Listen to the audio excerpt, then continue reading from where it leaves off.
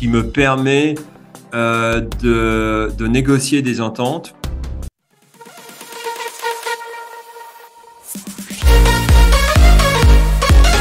Voyager Europe, Québec. Ouh là! Ça, c'est tout un rêve!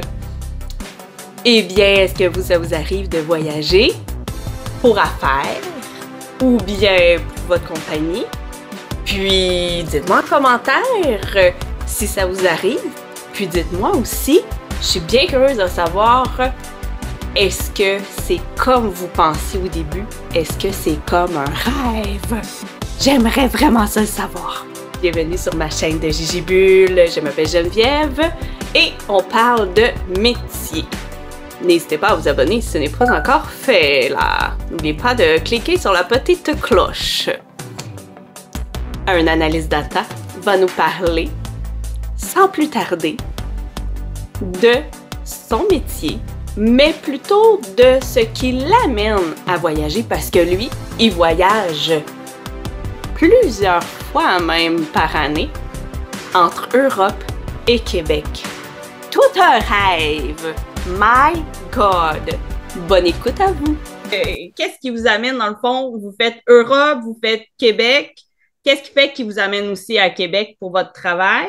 Comme je disais, au niveau des intitulés, analyste data en Europe, c'est économiste au Québec.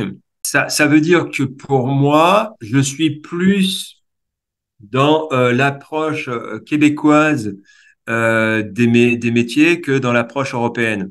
C'est vrai que le Canada, pour l'équivalent canadien d'analyse data, c'est économiste.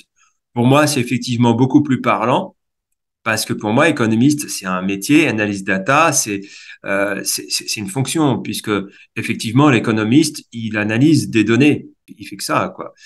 C'est vraiment son métier. Donc, en Europe, il y a la confusion entre fonction et métier qui n'existe pas avec le Québec. Et du coup, je me sens plus proche du Québec que de l'Europe. Donc, c'est pour ça, depuis un an, je fais les allers-retours. Hein, donc, c'est mon 4e voyage en un an. Wow! Et je passe quasiment autant de temps au Québec qu'en Europe. Qu'est-ce que vous faites différent, mettons, au Québec comparé en Europe? Le Québec, en termes de ce qu'on appelle données ouvertes, donc données disponibles, est moins important. Et donc, le challenge est plus intéressant.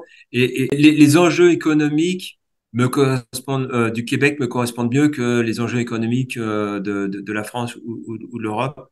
Donc, si l'approche anglo-saxonne qui existe au Québec, même si nous partageons le français, le français, cette double culture me correspond mieux que la culture purement française. D'où est-ce que tu travailles, toi, dans le fond? T'as-tu une place? Ben, c'est sûr, t'as pas une place spécifique parce que tu es en Europe et au Québec, mais que tu peux travailler comme pas mal de n'importe où? J'ai un bureau ici. Au Québec? OK. Ouais. J'ai 3 bureaux en fait, trois bureaux dans 3 pays différents. Hein? Comme j'ai 2 sociétés en Europe, donc j'ai un bureau pour chaque société. Le bureau ici au Québec, c'est un bureau de représentation de ma société française. J'ai un bureau au Québec en attendant de faire l'implantation au Québec, d'avoir la société incorporée au Québec, puisque bon, ça demande De démarches pour le beaucoup de faire, démarches, probablement? beaucoup de temps. Donc voilà, mais en attendant, c'est un bureau de représentation de la société européenne. Par curiosité, vu que ben, t'es comme là en ce moment, t'es comme immigrant, là, t'as pas de papier officiel comme quoi tu sais, t'es québécois ou en même temps que t'es Non, européen ou voilà. là actuellement, je suis en statut visiteur, ce qui me permet de négocier des ententes, de faire pas mal de choses, sauf de vendre. Est-ce que vous en avez appris un petit peu plus sur le métier d'analyse data? Un petit peu mieux compris pourquoi le voyagement?